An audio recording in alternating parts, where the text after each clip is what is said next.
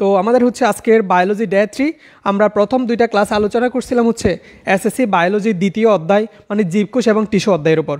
আজকে আমরা এর পরবর্তী তৃতীয় নাম্বার ক্লাসটা শুরু করবো এর পরবর্তী টপিক থেকে।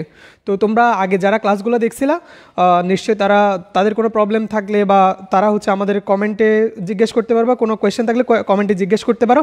আমি গত দুইটা ক্লাসের একটু রিভিউ করে আজকের টপিকের মধ্যে চলে যাব। তো যারা যুক্ত হয়েছে তারা হচ্ছে কাইন্ডলি লাইভটা শেয়ার করে দিবা এবং ফ্রেন্ডদেরকে একটু মেনশন করে দিবা।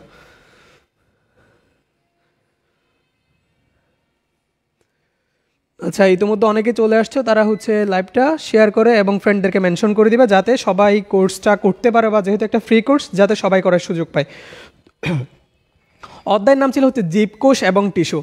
আমরা বলছিলাম আমরা এই অধ্যায়ে 4টা টপিকে ভাগ করব। আমরা প্রথমে কোষ নিয়ে জানবো, টিস্যু নিয়ে জানবো, এরপর অঙ্গতন্ত্র এবং অণুবীক্ষণ যন্ত্র। আমরা কোষের মধ্যে কোষের প্রকারভেদ নিয়ে পড়ছি, উদ্ভিদ প্রাণীকোষ এবং উদ্ভিদ কোষ নিয়ে পড়ছি। আমরা এখন প্রাণীকোষের মধ্যে আছি।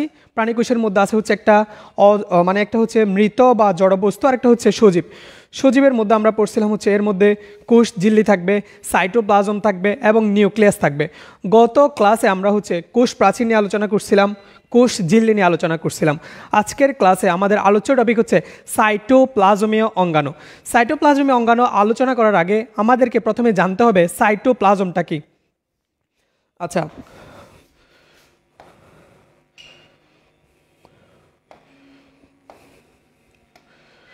আমাদের প্রথমে জানতে হবে সাইটোপ্লাজমটা আসলে কি। সাইটোপ্লাজম পরীক্ষা আসতে পারে, সাইটোপ্লাজম কি।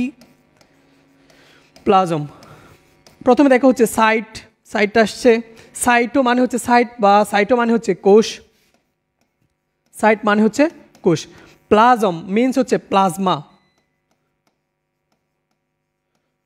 আচ্ছা, লেখা একটু করি। প্লাজমা মানে হচ্ছে মূলত, প্লাজম মানে হচ্ছে বোঝায় হচ্ছে প্লাজমা বা অর্ধ তরল পদার্থ বা তরল পদার্থ। তাহলে কোষ আমরা সাইটোপ্লাজম নিয়ে পড়তেছি, অর্থাৎ মনে করো এটা একটা কোষ। কোষের মধ্যে যে তরল পদার্থ থাকবে সেটাকে বলা হচ্ছে সাইটোপ্লাজম। সাইটোপ্লাজম নাম থেকে তুমি বলতে পারো কোষের মধ্যে যে তরল পদার্থ থাকতেছে। আমরা জানি কোষের ইংলিশ হচ্ছে সাইট এবং প্লাজম মিনস হচ্ছে তরল পদার্থ, বা আমরা তরল পদার্থকে মিন করব। তাহলে সাইটোপ্লাজম মানে হচ্ছে কোষের মধ্যে যে তরল পদার্থ থাকবে তাকেই বলা হচ্ছে সাইটোপ্লাজম। পরীক্ষা আসতে তুমি সংজ্ঞাটা কীভাবে লিখবা? তাহলে এটা লেখার জন্য সংজ্ঞাটা সবাই লিখো। তাহলে এটার কাজটা কি আমি এখানে লিখতেছি, উপরে তো আমি নাগাল পাচ্ছি না। কোষীয় অঙ্গাণু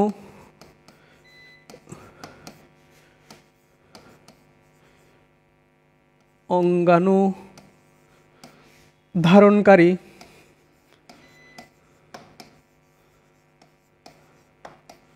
সবাই বোর্ডে লেখা ঠিক মতো দেখতে পাচ্ছ কিনা একটু কমেন্টে জানাও। মাকতুম ওয়ালাইকুম আসসালাম। শাফিন ভাই কি অবস্থা? অর্ধ তরল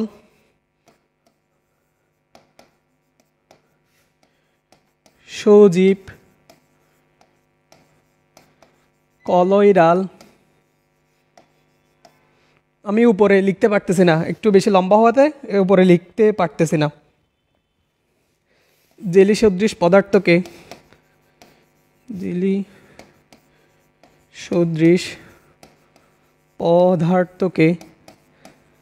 সাইটোপ্লাজম বলে। পরীক্ষা 1 নম্বরের জন্য আসতে পারে সাইটোপ্লাজম কি বা সাইটোপ্লাজম কাকে বলে।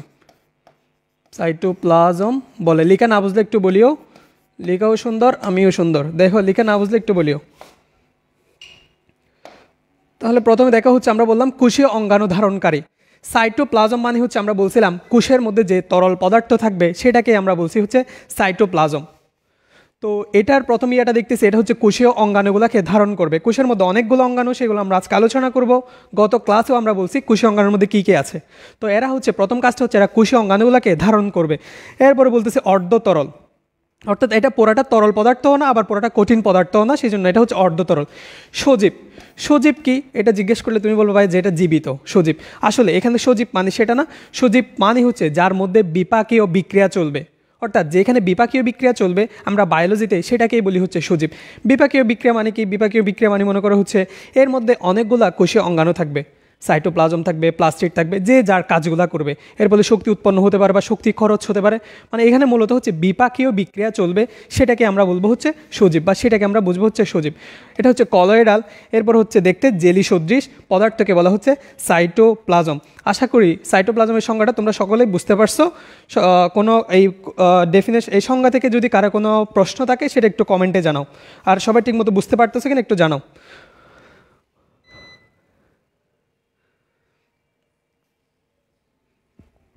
আচ্ছা, কারো কোনো প্রবলেম থাকলে জানাবা।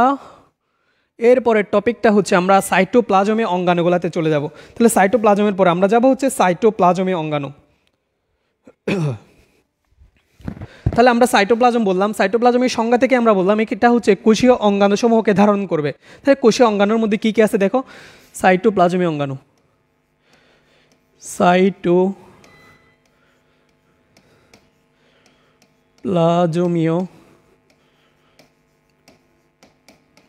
আমার এখানে হচ্ছে একটা টুল নিয়ে লেখা দরকার ছিল, এটা অনেক উপরে হওয়াতে আমি লিখতে পারতেছি না। সাইটোপ্লাজমীয় অঙ্গাণু, সাইটোপ্লাজমীয় অঙ্গাণু হচ্ছে দুই ধরনের, একটা হচ্ছে ঝিল্লিবদ্ধ অঙ্গাণু আর একটা হচ্ছে ঝিল্লিবিহীন। আমি এই পাশে লিখি হচ্ছে ঝিল্লিবিহীন বা নন মেমব্রেনাস, যাদের কোনো পর্দা থাকবে না, ঝিল্লিবিহীন, ঝিল্লিবিহীন। আর এই পাশে লিখতেছি ঝিল্লিবদ্ধ, ঝিল্লিবদ্ধ মানে হচ্ছে যেটা মেমব্রেনাস বা যেটার পর্দা থাকবে। ঝিল্লিবিহীনের মধ্যে কী কী আছে,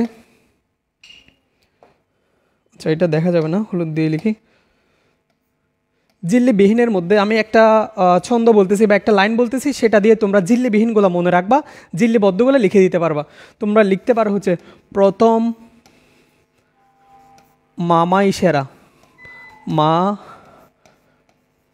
মাই সেরা। তাহলে আমি একটা লাইন লিখলাম হচ্ছে প্রথম মামাই সেরা। বোর্ডে লেখা দেখা যাচ্ছে কিনা একটু কমেন্টে জানাও। ও আমার মতো তোমাদের বেস্ট ফ্রেন্ডকে, আমার মতো তোমরাও বেস্ট ফ্রেন্ড। আচ্ছা সবাই হচ্ছে তোমাদের ফ্রেন্ডদেরকে মেনশন করে দাও যাতে ক্লাসটা করতে পারে, যেহেতু এটা ফ্রি কোর্স। এটা হচ্ছে এখানে সবগুলো সাবজেক্টই পড়ানো হবে। এটা ফিল্ড সায়েন্স এবং সোহেল স্যার সায়েন্স চেম্বার কর্তৃক আয়োজিত। এখানে মূলত হচ্ছে ফিল্ড সায়েন্স মানে হচ্ছে আমরা সোহেল স্যার সায়েন্স চেম্বারের যে মানুষগুলো আছে বা আমাদের স্যাররা হচ্ছে মূলত তোমাদের সায়েন্সটাকে ফিল করাবে। এখানে ফিল্ড সায়েন্স কোনো আলাদা কোনো ইয়ে না, এটা হচ্ছে মূলত সোহেল স্যার সায়েন্স চেম্বারের একটা মানে সোহেল স্যার সায়েন্স চেম্বারে যারা আছে, সোহেল স্যার, সাইম স্যার, মেহেদি ভাইয়া, শাফিন ভাইয়া, আমরা সকলেই মিলে হচ্ছে সায়েন্সটাকে ফিল করার জন্য মূলত হচ্ছে ওই গ্রুপটা মানে হচ্ছে ফিল্ড সায়েন্স। তোমরা আমাদের হচ্ছে অনলাইন অফলাইন সবখানে হচ্ছে আমাদের কোর্সগুলো চলতেছে। আচ্ছা এখানে হচ্ছে তোমরা ইতিমধ্যে যারা আসছো তারা হচ্ছে ফ্রেন্ডদেরকে একটু মেনশন করে দিবা। তাহলে আমরা পড়তেছিলাম হচ্ছে সাইটোপ্লাজম। সাইটোপ্লাজমের সংজ্ঞা থেকে আমরা বলছি সাইটোপ্লাজমের একটা কাজ হচ্ছে সাইটোপ্লাজমীয় অঙ্গাণুসমূহকে ধারণ করা। সাইটোপ্লাজমীয় অঙ্গাণু পড়তে গিয়ে আমরা বলতেছি সাইটোপ্লাজমীয় অঙ্গাণু হচ্ছে দুই ধরনের, একটা হচ্ছে ঝিল্লিবিহীন অঙ্গাণু, অর্থাৎ যার বাইরে কোনো আবরণ থাকবে না বা নন মেমব্রেনাস, কোনো মেমব্রেন থাকবে না। আরেকটা বললাম হচ্ছে ঝিল্লিবদ্ধ অঙ্গাণু। ঝিল্লিবিহীন অঙ্গাণু আমি লিখলাম হচ্ছে প্রথম মামাই সেরা। প্রথম মামাই সেরা দিয়ে কি, প্রথম মামাই সেরা দিয়ে প্রথম দিয়ে মনে রাখা হচ্ছে প্রোটিওসোম। আরেকটা কালার দিয়ে লিখি, আচ্ছা সাদা দিয়ে লিখি, প্রথম দিয়ে হচ্ছে প্রোটিওসোম, প্রোটিওসোম। মা দিয়ে হচ্ছে মাইক্রোটিউবিউল, টিউবিউল, মাইক্রোটিউবিউল। আরেকটা মা দিয়ে হচ্ছে মাইক্রোফিলামেন্ট, মাইক্রোফিলামেন্ট। রশি দিয়ে হচ্ছে ইন্টারমিডিয়েট ফিলামেন্ট, ইন্টারমিডিয়েট ফিলামেন্ট। এটা লিখছি হচ্ছে দন্তেশ, দন্তেশ দিয়ে হচ্ছে সেন্ট্রোসোম। আমার লেখা আমি মাঝে মধ্যে আমি নিজেও বুঝি না, সেন্ট্রোসোম। র দিয়ে হচ্ছে রাইবোসোম, বোসোম। তাহলে দেখো আমি প্রথমে লিখলাম হচ্ছে সাইটোপ্লাজমীয় অঙ্গাণু পড়তেছিলাম। সাইটোপ্লাজমীয় অঙ্গাণুগুলোকে আমরা মেমব্রেন বা পর্দার ভিত্তিতে আমরা দুই ভাগে ভাগ করছি। একটা হচ্ছে ঝিল্লিবিহীন, যাদের কোনো ঝিল্লি বা আবরণ থাকবে না, আর একটা হচ্ছে ঝিল্লিবদ্ধ।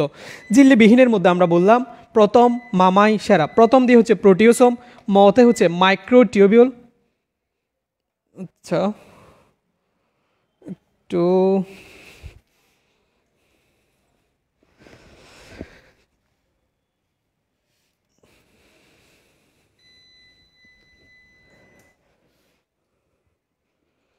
একটু ইলেকট্রিসিটি প্রবলেম, সবাই একটু ওয়েট করো, আশা করি চলে আসবে।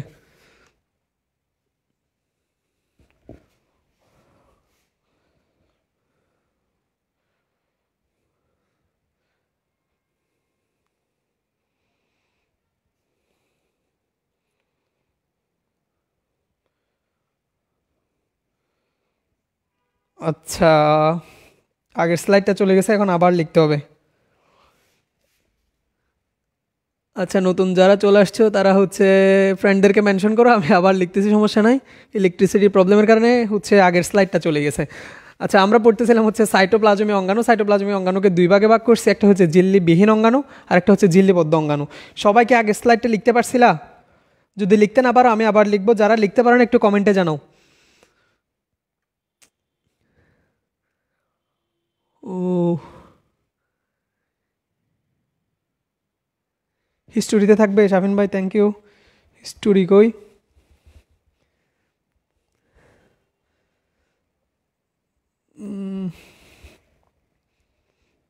আচ্ছা, হিস্টোরিতে পাচ্ছি না ভাই।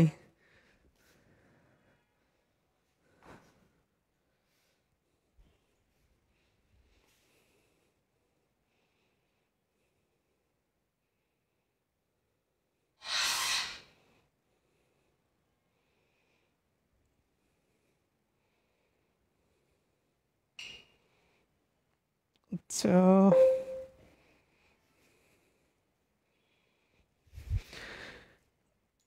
বাম থেকে নিচের 3 নাম্বার অপশন, নিচের 3 নাম্বার। আচ্ছা, কাইন্ডলি দুঃখিত, আসলে কারেন্ট চলে যাওয়াতে আমি এটা পাচ্ছি না। বাম থেকে 3 নাম্বার অপশনে গিয়ে হিস্টোরিতে নাই ভাই, হিস্টোরিতে নাই। আচ্ছা, আমি আবার লিখতেছি, যারা লিখতে পারো নাই, লিখতে পারছো বা লিখতে পারো নি এটা একটু জানাও।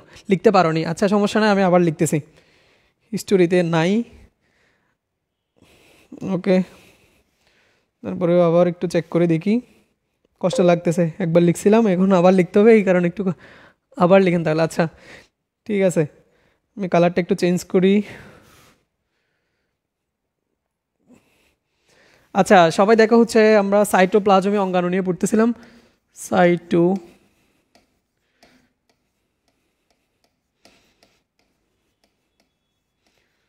সাইটোপ্লাজমীয় অঙ্গাণু।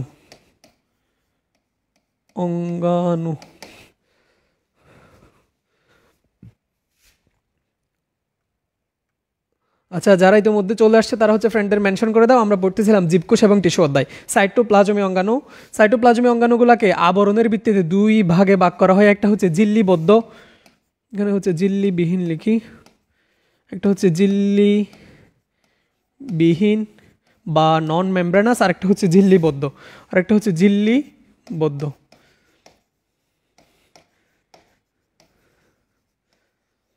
ঝিল্লিবদ্ধ ঝিল্লিবিহীনগুলোকে আমরা মনে রাখবো একটা লাইন দিয়ে। আমরা ঝিল্লিবিহীনগুলোকে একটা লাইন দিয়ে মনে রাখবো, সেটা প্রথম মামাই সেরা।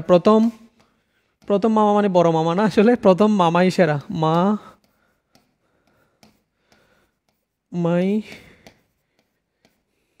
সেরা। আমরা এটা একটু আগেও লিখছি, আমাদের স্লাইডটা চলে যাওয়াতে আমরা আবার লিখতেছি। প্রথম মামাই সেরা, এটা দিয়ে আমরা ঝিল্লিবিহীন অঙ্গাণুগুলোকে মনে রাখতে পারি। ঝিল্লিবিহীন প্রথম দিয়ে প্রোটিওসোম। সবাই লিখে ফেলো, আর লেখা বোঝা যাচ্ছে কিনা বা কোনো কিছু না বুঝলে কমেন্টে জানাও।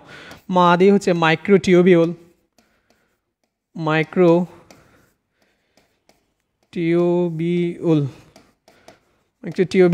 মাইক্রোফিলামেন্ট, লেখা অনেক বেশি সুন্দর এখানে, মাইক্রোফিলামেন্ট। রশি দিয়ে ইন্টারমিডিয়েট ফিলামেন্ট।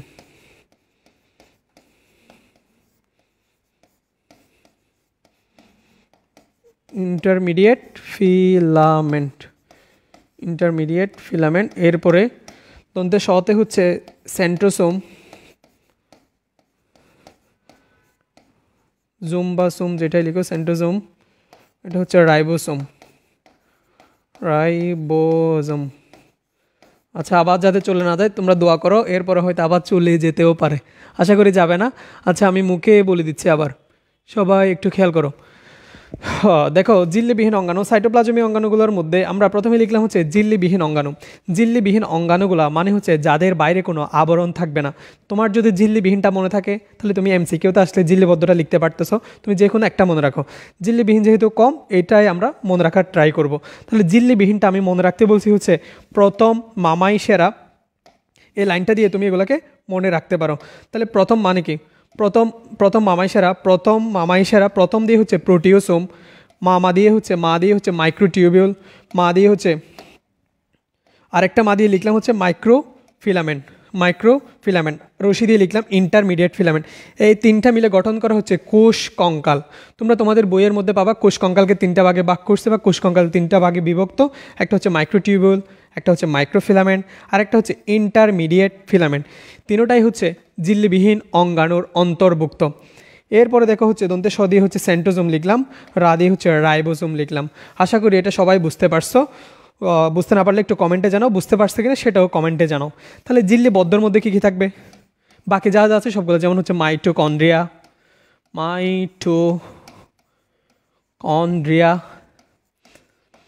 এরপর হচ্ছে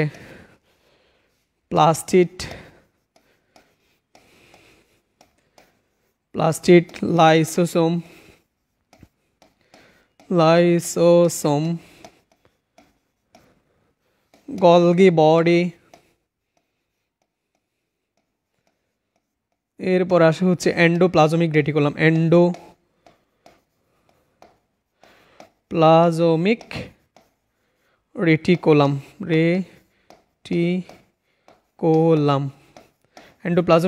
রেটিকুলাম।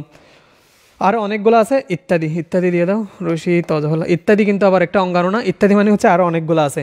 তাহলে আমরা সাইটোপ্লাজমিক অঙ্গাণু, আজকে আমরা ঝিল্লিবদ্ধ অঙ্গাণুগুলো নিয়ে পড়বো। দেখো, সাইটোপ্লাজমিক অঙ্গাণু আমি আরেকটু রিভিউ করি। সাইটোপ্লাজম আমরা প্রথমেই আজকের ক্লাসে প্রথমে আলোচনা করছি সাইটোপ্লাজমটা কি। সাইটোপ্লাজমের সংজ্ঞা পড়তে গিয়ে আমরা বললাম কোষীয় অঙ্গাণু ধারণকারী।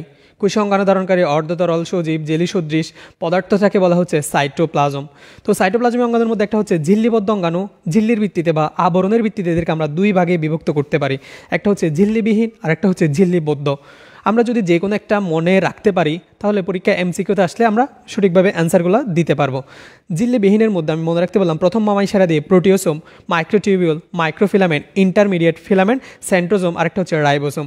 আর ঝিল্লিবদ্ধের মধ্যে মাইটোকন্ড্রিয়া, প্লাস্টিড, লাইসোসোম, তারপর হচ্ছে এন্ডোপ্লাজমিক রেটিকুলাম, গলগি বডি, যা যা আছে সবগুলো। এবার তোমরা হেডিং দেওয়া হচ্ছে আমরা ঝিল্লিবদ্ধ অঙ্গাণুগুলো নিয়ে আজকে আলোচনা করব। প্রথমে তোমরা হেডিং দেওয়া হচ্ছে মাইটোকন্ড্রিয়া। সবাই হচ্ছে একটু কমেন্টে জানাও সব কিছু ঠিকঠাক আছে কিনা এবং হচ্ছে বুঝতে পারতেছো কিনা একটু কমেন্টে জানাও, আমি একটু কমেন্টটা চেক করি।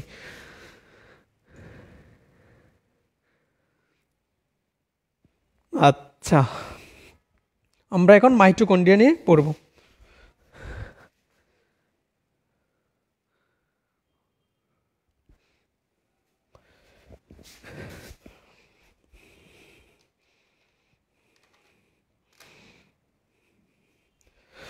ওকে, যারা যারা শাফিন শাহরাজ, তুমি হচ্ছে সবাইকে মেনশন দিয়ে দাও, যে লিঙ্কন আব্রাহাম, শাফিন শাহরাজ, জি ভাই, সবাই ক্লাস করো, মনোযোগ দিয়ে সবাই ক্লাস করো।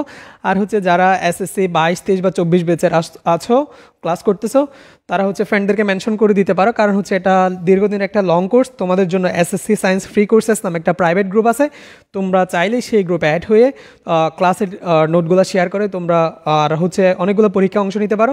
এটা আস্তে আস্তে শুরু হচ্ছে। আমরা আপাতত ফিজিক্স এবং বায়োলজি ক্লাস দিয়ে শুরু করছি, পর্যায়ক্রমে কেমিস্ট্রি ক্লাস, তারপর হচ্ছে তোমার হায়ার ম্যাথ ক্লাস, সবগুলো ক্লাসই তোমাদের ফ্রিতে করানো হবে। এছাড়াও হচ্ছে আমাদের ঢাকা এবং চট্টগ্রাম আমাদের পেইড কোর্সেসগুলো চালু আছে অনলাইন এবং অফলাইনে। ঠিক আছে, আমরা মাইটোকন্ড্রিয়াতে যাচ্ছি। ও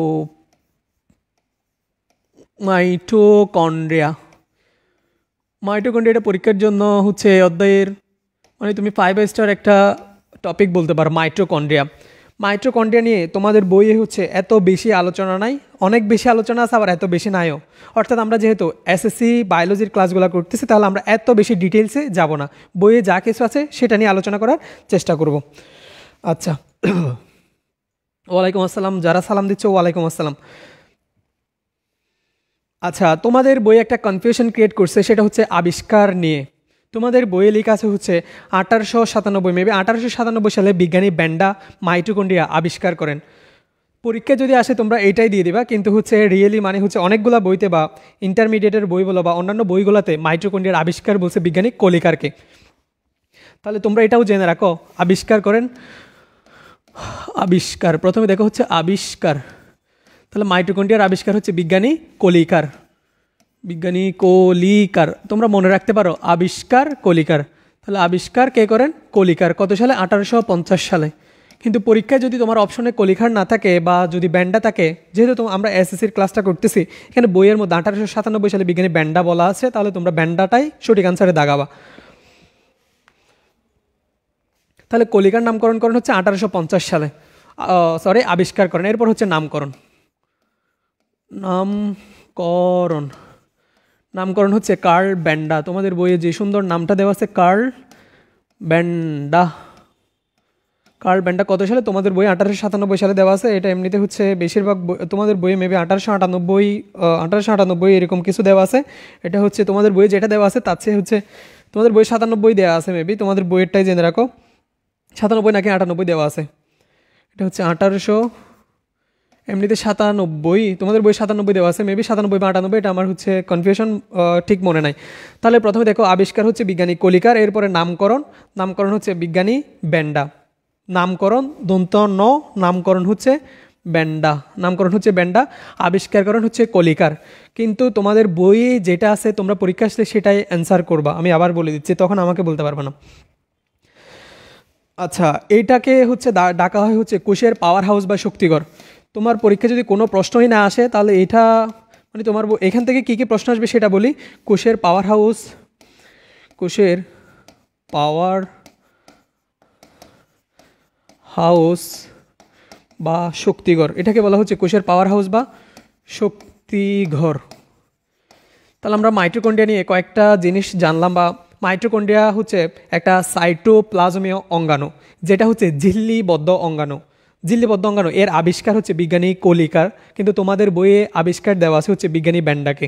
তাহলে তোমরা যে কোনো একটা তোমাদের বইটাকে তোমরা প্রাধান্য দিবা। এরপর এটাকে বলা হচ্ছে কোষের পাওয়ার হাউস বা শক্তিঘর।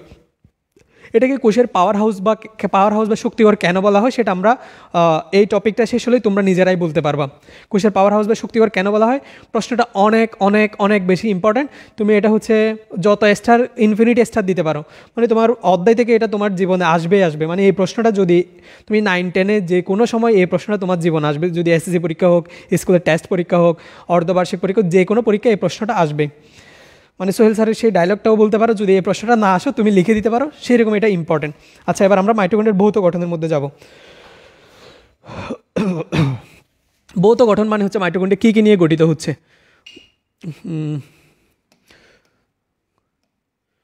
ভৌত গঠন, মাইটোকন্ড্রিয়াতে আমরা কয়েকটা জিনিস দেখতে পাবো। প্রথমে হচ্ছে আবরণী দেখতে পাবো। 1 নম্বরে আমরা দেখবো হচ্ছে আবরণী। আবরণী দেখতে পাবো। 2 নম্বরে আমরা কি দেখতে পাবো? প্রকোষ্ঠ দেখতে পাবো। প্রকোষ্ঠ, প্রকোষ্ঠ বা কক্ষ, প্রকোষ্ঠ বা কক্ষ দেখতে পাবো। 3 নম্বরে আমরা দেখতে পাবো হচ্ছে, দেখতে পাচ্ছ বোর্ডে লেখা, দেখতে পাচ্ছ কিনা একটু কমেন্টে জানাও। কৃষ্টি বা প্রবর্ধক দেখতে পাবো।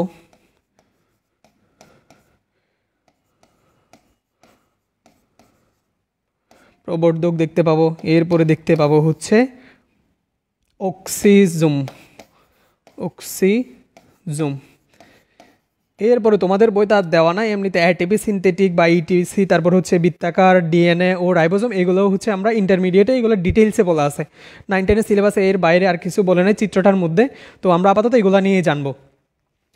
তাহলে দেখো, আবরণী দেখতে পাবো। আবরণীটাকে আমরা এখানে 2 ভাগে ভাগ করব।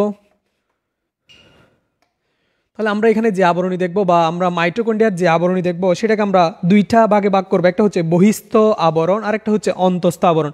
তাহলে বলো তো আমরা আবরণীটাকে কয় ভাগে ভাগ করবে? 2 ভাগে। একটা হচ্ছে বহিস্থ আবরণ আর একটা হচ্ছে অন্তস্থ আবরণ, অর্থাৎ একটা বাহিরের আবরণ আর একটা হচ্ছে ভেতরের আবরণ, অন্তস্থ আবরণ।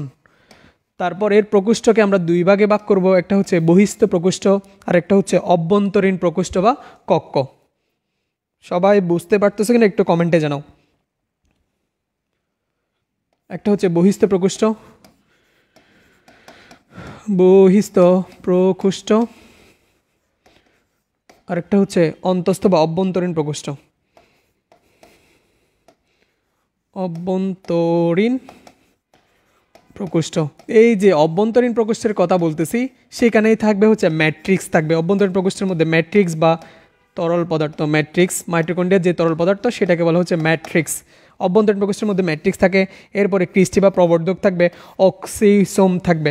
ক্রিস্টি বা প্রবর্ধকটাকে, এই ক্রিস্টি বা প্রবর্ধক হচ্ছে আমরা এর দেখব অন্তঃস্তরে বা অন্তঃস্তরে আমরা দেখব হচ্ছে আঙুলের মধ্যে কিছু অভিক্ষেপ দেখব, সেগুলোকে বলা হচ্ছে ক্রিস্টি বা প্রবর্ধক। এরপরে আমরা অভ্যন্তরীণ প্রকোষ্ঠের মধ্যে কিছু গুটি গুটি বা গোলাকার কিছু অক্সিজেন ধারণকারী কিছু বস্তু দেখতে পাবো, সেগুলোকে বলা হচ্ছে অক্সিজোম। আচ্ছা, আমরা পরীক্ষা আসতে পারে অক্সিজোম কি, তাহলে মাইটোকন্ড্রিয়ার অন্তঃস্তরে বিদ্যমান অক্সিজেন ধারণকারী ক্ষুদ্র বস্তুগুলোকে বলা হচ্ছে অক্সিজোম। পরীক্ষায় জ্ঞানমূলক আসতে পারে অক্সিজোম কি। আচ্ছা, আমরা মাইটোকন্ড্রিয়ার একটা গঠনের মধ্যে যাচ্ছি বা একটা চিত্র আঁকবো। আমার চিত্র কিন্তু খুবই সুন্দর হয়, তোমরা হচ্ছে যারা আসো তারা ফ্রেন্ডদেরকে মেনশন করে দাও। এখন আমরা সেই বিশাল মাইটোকন্ড্রিয়ার চিত্রটাই আঁকবো।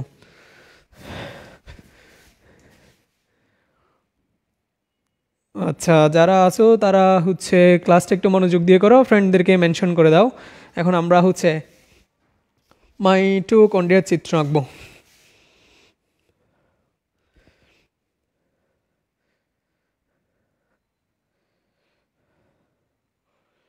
আচ্ছা,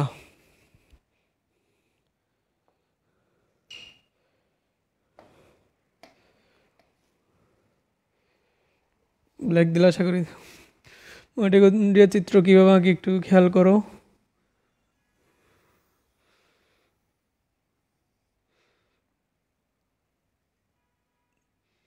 বুঝতে পারলে হয়েছে, এত ইয়া করে আঁকতে পারতেছে না। তারপরে আচ্ছা, এটা কোনো কিছু না, এটা স্টাইল করতেছি, তোমরাও আঁকো। আমরা খুব সহজে মাইটোকন্ড্রিয়ার চিত্র আঁকার চেষ্টা করব, তোমরাও আমার সাথে সাথে শুরু করে দাও। এরপরে দেখো আমি কি করি, এখান থেকে শুরু করলাম।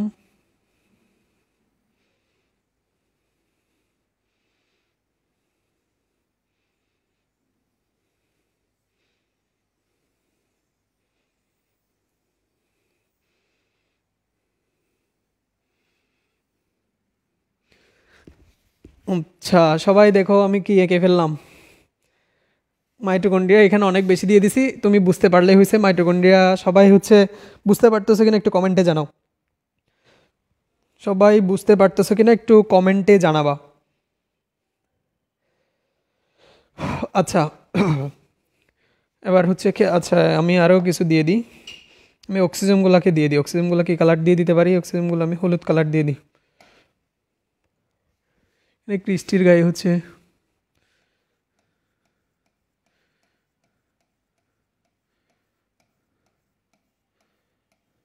এগুলো পুরো অংশ জুড়ে এরকম হচ্ছে গোলাকার কিছু বস্তু থাকবে অক্সিজেন ধারণকারী। তোমরা, আমি বেশি দিচ্ছি না, তোমরা পুরাটা দিয়ে ইয়া করবা, পুরাটা পরীক্ষা দিতে হবে না, এমনিতে দেখাতে পারলেই হয়েছে। আচ্ছা, আমি চিত্রটাকে তাহলে আমি কি কি আঁকছি একটু বলি। তাহলে প্রথমে আমি একটা বৃত্তাকার একটা ডিমের মতো একটা জিনিস আঁকলাম, সেখানে আমি কি কি এখন আমি চিহ্নিত করব। এর আগে আমরা পড়ছিলাম মাইটোকন্ড্রিয়াতে কি কি থাকে, তোমরা নিজেরা একটু মনে করার চেষ্টা করবো। আমরা বলছিলাম মাইটোকন্ড্রিয়াতে প্রথমে আবরণী থাকে, একটা বহিস্থ আবরণ, একটা হচ্ছে অন্তস্থ আবরণ। একটা বহিস্থ আবরণ আর একটা হচ্ছে অন্তস্থ আবরণ। এরপর আমরা বলছিলাম হচ্ছে দুইটা প্রকোষ্ঠ থাকে, প্রকোষ্ঠ বা কক্ষ থাকে, একটা হচ্ছে বহিস্থ প্রকোষ্ঠ আর একটা হচ্ছে অন্তস্থ প্রকোষ্ঠ। এরপর আমরা বলছিলাম এখানে ক্রিস্টি থাকে, এখানে অক্সিজোম থাকে। তাহলে আমি যদি চিহ্নিত করি, দেখো আমি তো উপরে নাগাল পাচ্ছি না, তারপরে আমি চেষ্টা করি। এটা হচ্ছে তোমার বহিস্থ আবরণ, বহিস্থ আবরণ, আবরণ তোমরা বুঝে নিও। আর এটা হচ্ছে অন্তস্থ আবরণ, অন্তস্থ আবরণ। এরপরে এখানে যেটা বহিস্থ আবরণের পরে যে ঘরটা দেখতে পারতেছ সেটা হচ্ছে বহিস্থ প্রকোষ্ঠ। এটা হচ্ছে বহিস্থ বহিস্থ কক্ষ বা বহিস্থ কক্ষ লিখতেছি, কক্ষ বা প্রকোষ্ঠ। এরপর আমরা বলছিলাম একটা হচ্ছে অভ্যন্তরীণ কক্ষ বা প্রকোষ্ঠ থাকবে। অভ্যন্তরীণ প্রকোষ্ঠের মধ্যে বলছিলাম হচ্ছে ম্যাট্রিক্স বা মাতৃকা থাকবে। আমি ম্যাট্রিক্স বা মাতৃকাগুলোকে হচ্ছে নীল কালার দিয়ে বোঝাচ্ছি। এখানে তরল পদার্থ থাকবে।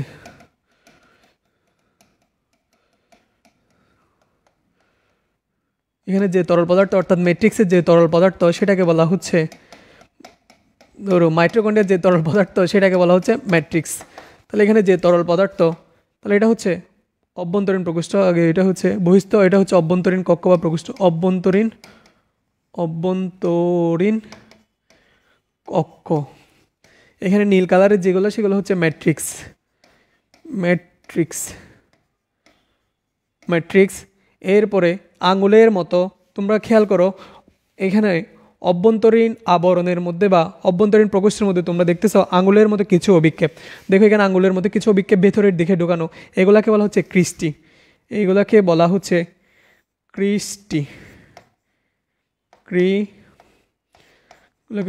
ক্রিস্টি।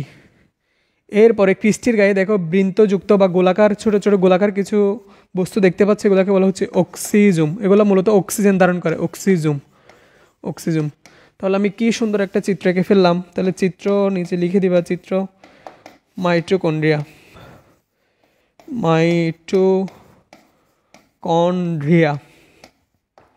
সবাই চিত্রটা বুঝতে পারছো কিনা একটু কমেন্টে জানাও। আমি কমেন্টে একটু চেক করি।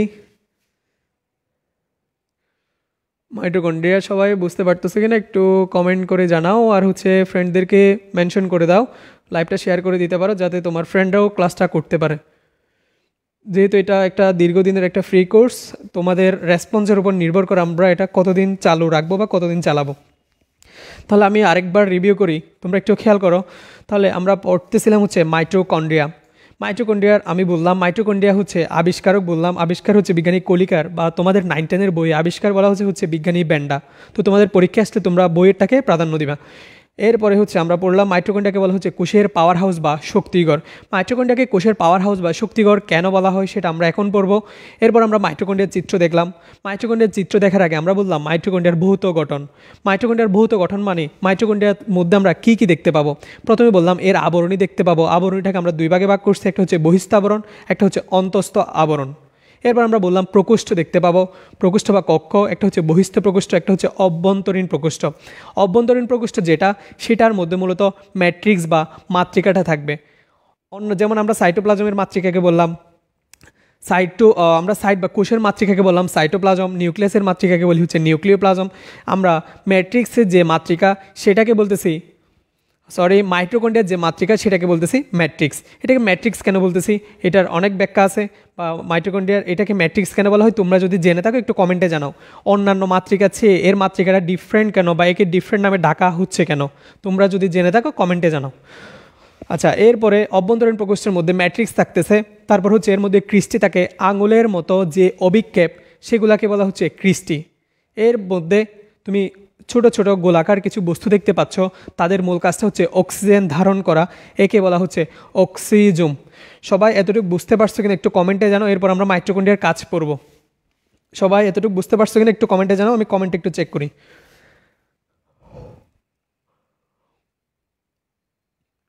যারা যুক্ত আছো সবাইকে হচ্ছে অনেক অনেক থ্যাঙ্কস। যারা শেয়ার করছো ফ্রেন্ডদেরকেও মেনশন করে দিতে পারো, যেহেতু ফ্রি ক্লাস তোমাদের অনেক ফ্রেন্ডের হচ্ছে উপকার হবে, বা ক্লাসটা তারা অনেকেই জানে না আসলে এখানে ফ্রি কোর্স চলমান। তো তোমরা যদি মেনশন করে দাও তাহলে তোমার ফ্রেন্ডদেরও উপকার হলো, সেটাই তোমরা এই কাজটা করতে পারো। আচ্ছা, কারো কোনো প্রশ্ন থাকলে হচ্ছে কমেন্টে জানাও, আমি কমেন্টে একটু চেক করতেছি। কারো কোনো কোয়েশ্চেন থাকলে কমেন্ট করো, আমি কমেন্টে একটু চেক করে দেখি কারা কারা যুক্ত আছো।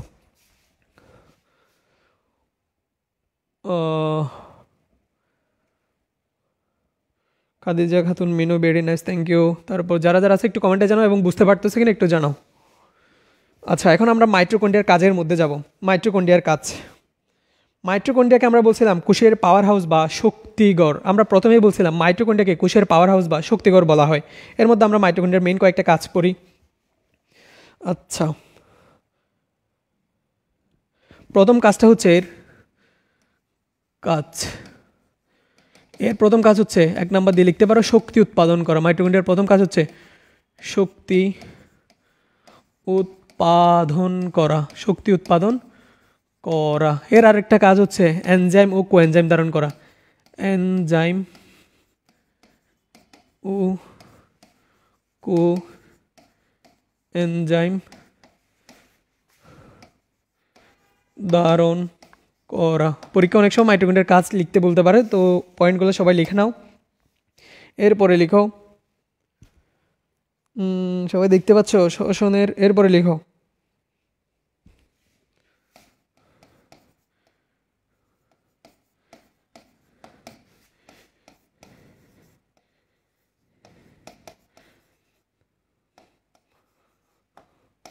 শ্বসনের বিভিন্ন পর্যায়,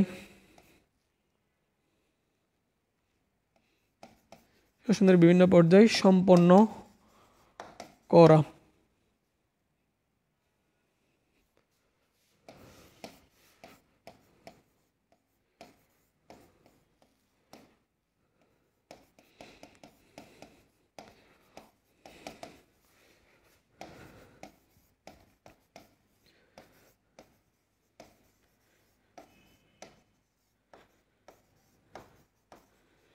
ভূমিকা রাখে। আচ্ছা সবাই দেখো হচ্ছে আমি লিখতেছি মাইটোকন্ড্রিয়ার কাজ। আমরা মাইটোকন্ড্রিয়া নিয়ে পড়তেছিলাম, আমি এখন লিখলাম হচ্ছে মাইটোকন্ড্রিয়ার কাজ। মাইটোকন্ড্রিয়ার কাজের মধ্যে প্রথম কাজটা লিখলাম শক্তি উৎপাদন করা। মাইটোকন্ড্রিয়া কীভাবে শক্তি উৎপাদন করে সেটা আমরা এখন দেখব। এরপরে লিখলাম এনজাইম, এরপরে কি লিখছি দেখো, এনজাইম এবং কোএনজাইম ধারণ করে। শ্বসনের বিভিন্ন পর্যায়, খুবই খুবই খুবই ইম্পর্ট্যান্ট একটা লাইন হচ্ছে শ্বসনের বিভিন্ন পর্যায়। তোমরা যারা বই পড়ছো ইতিমধ্যে, যারা ক্লাস 10-এর আসো তারা আশা করি বই তো পড়ছো, দ্বিতীয় অধ্যায় 9-এর যারা আসো তারাও পড়ে ফেলছো আশা করি। ওখানে লেখা আছে দেখবা হচ্ছে 2 নাম্বার এবং 3 নাম্বার পর্যায় সম্পন্ন করে। দ্বিতীয় অধ্যায়ে লেখা আছে হচ্ছে শ্বসনের 2 এবং 3 নাম্বার পর্যায় মাইটোকন্ড্রিয়াতে সম্পন্ন হয়। তুমি যখন আবার চতুর্থ অধ্যায়ে যাবা সেখানে দেখবা 3 এবং 4 নাম্বার পর্যায় সম্পন্ন হয়। তো তোমার তো এখানে কনফিউশন ক্রিয়েট হয়ে যায়, তো তুমি কি করবা, তুমি হচ্ছে মূলত 3 এবং 4 নাম্বার পর্যায়ে সম্পন্ন হয় সেটাই মনে রাখো। অর্থাৎ এখানে ক্রেবস চক্র এবং ইলেকট্রন প্রবাহতন্ত্র এই দুইটা ধাপ মাইটোকন্ড্রিয়াতে সম্পন্ন হয়। তাহলে কি কি, একটা হচ্ছে ক্রেবস চক্র আর একটা হচ্ছে ইলেকট্রন প্রবাহতন্ত্র। আমরা সবাই জানি বা তোমরা জানো গ্লাইকোলাইসিস, শ্বসনের ধাপ হচ্ছে 4টা, গ্লাইকোলাইসিস, এসিটাইল কোয়ে, এরপর হচ্ছে ক্রেবস চক্র, ইলেকট্রন প্রবাহতন্ত্র। তাহলে শ্বসন তোমরা চতুর্থ অধ্যায়ে পড়েছো বা পড়বা। শ্বসনের ধাপ হচ্ছে 4টা, গ্লাইকোলাইসিস, এসিটাইল কোয়ে, ক্রেবস চক্র, ইলেকট্রন প্রবাহতন্ত্র। তোমাদের এই অধ্যায়ে বইয়ে বলা আছে হচ্ছে শ্বসনের 2 এবং 3 নাম্বার ধাপ। 2 এবং 3 নাম্বার ধাপটা ঘটে বলতেছে মাইটোকন্ড্রিয়াতে। চতুর্থ অধ্যায়ে গেলে পড়বা হচ্ছে শ্বসনের ধাপ বলবে 4টা, এর মধ্যে 3 এবং 4 নাম্বার ধাপ মাইটোকন্ড্রিয়াতে ঘটে। আচ্ছা আমরা জেনে রাখবো হচ্ছে বিভিন্ন পর্যায়ে মানে হচ্ছে 3 এবং 4 নাম্বার পর্যায়ে বা 3 নাম্বার ধাপটা 3 এবং 4 নাম্বার, 3 এবং 4। 3 নাম্বারটা এরপরে লিখছি হচ্ছে প্রোটিন সংশ্লেষ এবং অ্যাসিড বিপাকে ভূমিকা রাখে, অ্যাসিড বিপাকে ভূমিকা রাখে। এখন আশা করি কাজগুলো সবাই বুঝতে পারছো। অনুধাবনের জন্য একটা স্যারদের খুবই ফেভারিট একটা কোয়েশ্চেন হচ্ছে মাইটোকন্ড্রিয়াকে কি জন্য কোষের পাওয়ার হাউস বা শক্তিগড় বলা হয়। মাইটোকন্ড্রিয়াকে কোষের পাওয়ার হাউস বা শক্তিগড় কেন বলা হয়, তুমি কিভাবে লিখবা পাওয়ার হাউস, পাওয়ার হাউস কেন বলা হচ্ছে, হাউস বানানো পারতেছি না, পাওয়ার হাউস কেন বলা হচ্ছে। পাওয়ার হাউস বলার কারণটা হচ্ছে আমরা জানি সালোক সংশ্লেষণ হচ্ছে উদ্ভিদের খাদ্য তৈরির প্রক্রিয়া, শ্বসনটা হচ্ছে উদ্ভিদের শক্তি উৎপাদন প্রক্রিয়া। সালোক সংশ্লেষণটা কি, সালোক সংশ্লেষণ হচ্ছে উদ্ভিদের খাদ্য তৈরির প্রক্রিয়া, সেই খাদ্যটাকে ব্যবহার করে শ্বসনের মধ্যে উদ্ভিদ শক্তি উৎপাদন করে থাকে। শ্বসনে যে উদ্ভিদ শক্তি উৎপাদন করবে এর মধ্যে 4টা ধাপ আছে, একটা হচ্ছে গ্লাইকোলাইসিস, একটা হচ্ছে গ্লাইকোলাইসিস, এটা হচ্ছে আমার এই অধ্যায়ের পড়া না, তারপর আমি করে দিচ্ছি গ্লাইকোলাইসিস। আর একটা হচ্ছে এসিটাইল কোয়ে, এসিটাইল কোয়ে, এরপরে 3 নাম্বার হচ্ছে এরপরে হচ্ছে ক্রেবস চক্র, আরেকটা হচ্ছে আমি সংক্ষেপে লিখতেছি ইটিএস, ইটিএস লিখছি আবার বিটিএস মনে করিও না, নট বিটিএস, এটি হচ্ছে ইটিএস। আচ্ছা, ক্রেবস চক্র। এবার দেখো, শ্বসনের মধ্যে টোটাল শক্তি উৎপন্ন হয় আমরা জানি 38টা এটিপি পাই, 38 এটিপি। অর্থাৎ শ্বসনের মধ্যে আমরা টোটাল 38টা এটিপি উৎপন্ন করে থাকি। এর মধ্যে ক্রেবস চক্র থেকে আমরা পাই টোটাল 24টা এটিপি। একটা বাংলা একটা ইংলিশে লিখতেছি। আর এর মধ্যে আমরা পাই হচ্ছে 24 এটিপি।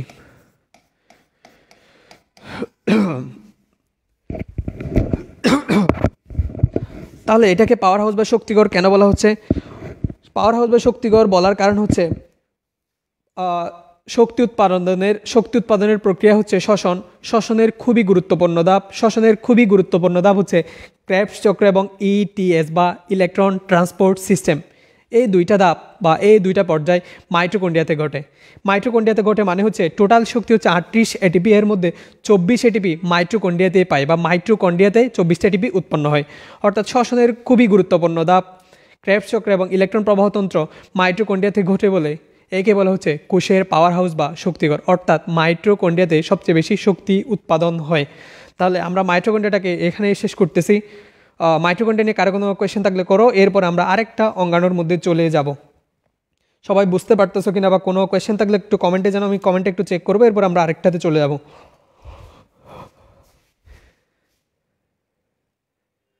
সবাই হচ্ছে ফ্রেন্ডদেরকে মেনশন করো আর হচ্ছে লাইভটা শেয়ার করে দাও যাতে তোমার ফ্রেন্ডরাও ক্লাসটা করতে পারে। এরপর আমরা পর্যায়ক্রমে কেমিস্ট্রি ক্লাস, তারপর হচ্ছে ফিজিক্স আর বায়োলজি আপাতত চলতেছে, এরপরে কেমিস্ট্রি, ম্যাথ, হায়ার ম্যাথ সবগুলো ক্লাসে নিয়ে আসবো। এটা নির্ভর করতেছে তোমাদের রেসপন্সের উপর, তোমরা কেমন সাড়া দিচ্ছ বা ক্লাসগুলো করতেছো কিনা সেটার উপর। আমাদের এসএসসি সায়েন্স ফ্রি কোর্সেস একটা গ্রুপ আছে। ম্যাট্রিক্স কেন বলে সেটার অ্যান্সার তো দিলেন না, সেটা কি তোমরা কেউ পারো না? আসমাউল হোসনা, ম্যাট্রিক্স কেন বলে সেটা তোমরা কেউ পারো না? আগে কেউ পারো কিনা দেখি, সেটা সবার শেষে দিব। আচ্ছা, কি বলতেছিলাম, এসএসসি সায়েন্স ফ্রি কোর্সেস একটা গ্রুপ আছে, সেখানে গিয়ে তোমরা হচ্ছে এই ক্লাসের নোট শেয়ার করতে পারো। নোট শেয়ার করে আমরা বেস্ট নোটের জন্য তোমাদেরকে গিফট করব বা বিভিন্ন পুরস্কার নিয়ে আসবো। ঠিক আছে, এরপরে আমরা যাব হচ্ছে প্লাস্টিডের মধ্যে। আমরা পড়তেছিলাম হচ্ছে ঝিল্লিবদ্ধ অঙ্গাণু, এখন আমরা পড়বো হচ্ছে প্লাস্টিড। ওকে, প্লাস্টিডে যাচ্ছি। আশা মাইটোকন্ড্রিয়া নিয়ে কারো কোনো কোয়েশ্চেন নাই? মাইটোকন্ড্রিয়া নিয়ে যদি কোনো কোয়েশ্চেন থাকে কমেন্টে জানাও। ওকে, আমরা প্লাস্টিডের মধ্যে যাচ্ছি। পরীক্ষার জন্য প্লাস্টিড, মাইটোকন্ড্রিয়া অনেক অনেক অনেক বেশি ইম্পর্টেন্ট। মানে তুমি যদি কোনো কিছু বাদও দাও, এইগুলো তুমি এই অধ্যায় থেকে বাদ দিতে পারবা না। স্যাররা কোয়েশ্চেন করলে মূলত হচ্ছে যদি অনুধাবনের জন্য একটা কোয়েশ্চেন বলি, মাইটোকন্ড্রিয়াকে কোষের পাওয়ার হাউস বা শক্তিঘর কেন বলা হয়?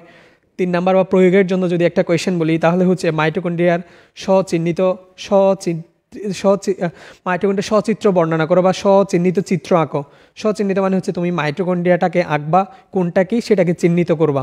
এরপরে মাইটোকন্ড্রিয়ার কাজ নিয়েও তোমাকে উচ্চতর দক্ষতার মধ্যেও বলতে পারো। অর্থাৎ মাইটোকন্ড্রিয়া থেকে তোমার যদি লাক ভালো হয় তাহলে তুমি হচ্ছে পূর্ণাঙ্গ একটা সিকিও পাইতেও পারো। আচ্ছা, এখন আমরা যাব হচ্ছে প্লাস্টিডের মধ্যে। Plastid, not plastic, plastid. প্লাস্টিডটা হচ্ছে তোমার সাইটোপ্লাজমের সর্ববৃহৎ অঙ্গাণু।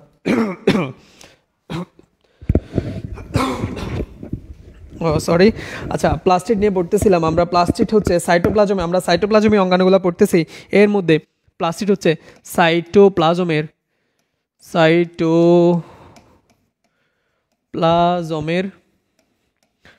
সর্ববৃহৎ অঙ্গাণু। সর্ববৃহৎ অঙ্গাণু এটা হচ্ছে সাইটোপ্লাজমটা হচ্ছে, প্লাস্টিডটা হচ্ছে সাইটোপ্লাজমের সর্ববৃহৎ অঙ্গাণু। আর এটা হচ্ছে শক্তি রূপান্তরের অঙ্গাণু। এটাকে শক্তি রূপান্তরের অঙ্গাণু বলা হয়। শক্তি রূপান্তরের অঙ্গাণু বলা হয়।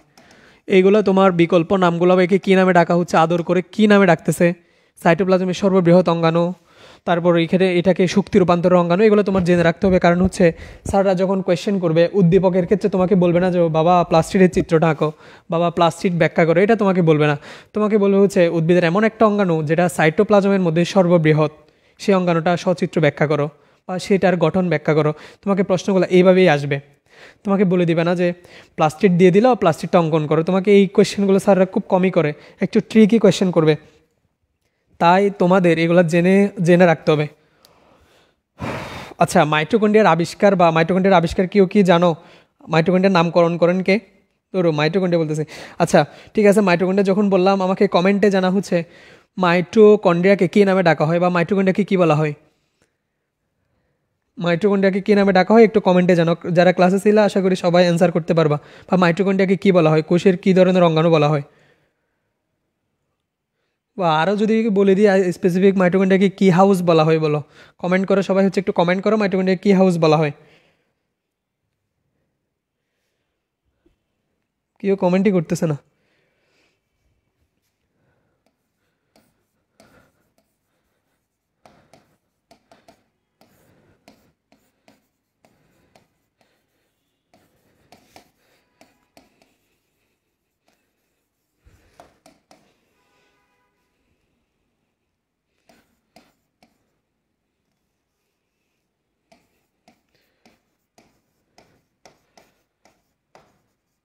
আচ্ছা, মাইটোকন্ড্রিয়াকে কী হাউস বলা হয় সবাই একটু কমেন্টে জানাও।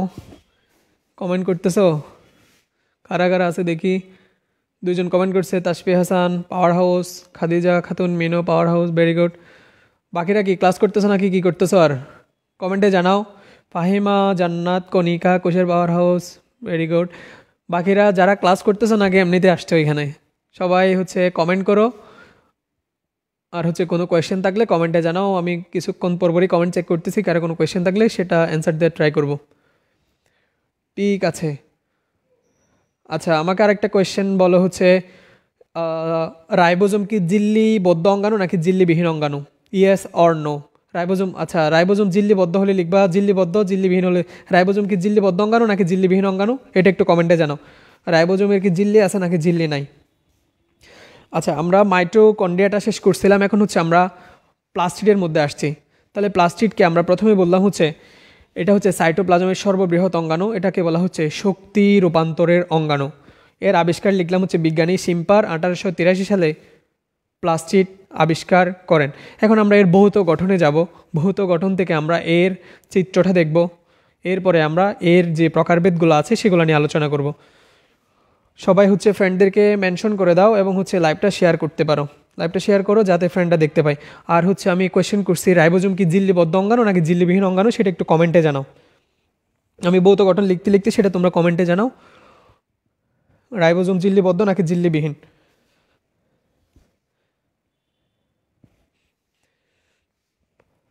সবাই কমেন্ট করো। ভৌত গঠন কমেন্ট না করলে আমি বুঝবো হচ্ছে তোমরা সবাই এখানে এসে লাইভে এসে মারা গেছো বা এরকম কিছু। তোমরা তো এখানে মূর্তির মতো বসে আছো, হয়তো খাতা কলম নিয়ে বসবা, লাইভ ক্লাস করার আগে খাতা কলম নিয়ে বসবা। ক্লাসগুলো সিরিয়াসলি করো, ফ্রি ক্লাস হিসেবে আবার অবহেলা করিও না। ক্লাসগুলো সিরিয়াসলি করলে তোমাদেরই লাভবান, তোমরাই লাভবান হবা। আবরণ,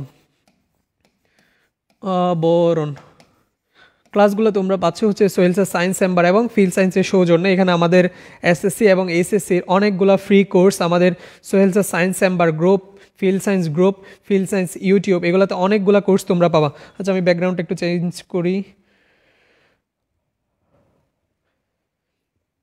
তাহলে দেখো, ভৌত গঠনের মধ্যে প্রথমে লিখলাম হচ্ছে আবরণ।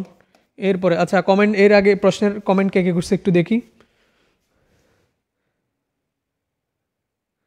কেন কমেন্ট আসতেছে তো সবার, কমেন্ট প্রথম অ্যান্সার দিলে হচ্ছে আমাদের লাইভে হচ্ছে সোহেল স্যার ছিল। সোহেল স্যার হচ্ছে আমাদের সকলেরই গুরু, মানে আমরা ওনার কাছে সাইম ভাইয়া, মেহেদি ভাইয়া, আমরা সবাই হচ্ছে ওনার স্টুডেন্ট। এবং হচ্ছে সোহেল স্যার সায়েন্স চেম্বার, এটা মূলত হচ্ছে স্যারেরই প্রতিষ্ঠান বা আমাদের সবারই প্রতিষ্ঠান। এরপরে ফিল্ড সায়েন্স সবগুলো হচ্ছে সোহেল স্যারের বা আমাদের সবারই। সোহেল স্যার হচ্ছে আমাদের বায়োলজি বস, উনি হচ্ছে। আচ্ছা ঠিক আছে, এখানে যারা আসছে এর মধ্যে জিল্লিবিহীন খাদিজা খাতুন মিনু, তারপর ফাহিমা। আচ্ছা, আমি কমেন্ট একটু চেক করি, সবাই একটু কমেন্ট করো। হায়দার আলী জিল্লিবিহীন, মুস্তাক শাহরিয়ার মুস্তাক জিল্লিবিহীন। আমার কমেন্ট যায় না। হায়দার আলী তোমার কমেন্ট আসতেছে তো? জিল্লিবিহীন। শাহরিয়ার মুস্তাক দুইবারই অ্যান্সার করছে জিল্লিবিহীন। ফাহিমা খাতুন নিকা জিল্লিবিহীন অঙ্গাণু। তাসফি হাসান জিল্লিবিহীন। খাতুন সবাইকে, সবার অ্যান্সারই সঠিক, জিল্লিবিহীন, অর্থাৎ রাইবোজোমটা হচ্ছে একটা জিল্লিবিহীন অঙ্গাণু। সবাই সঠিক অ্যান্সার করতে পারছো, থ্যাংক ইউ। আচ্ছা, এখন আমরা দেখতেছি হচ্ছে ভৌত গঠন।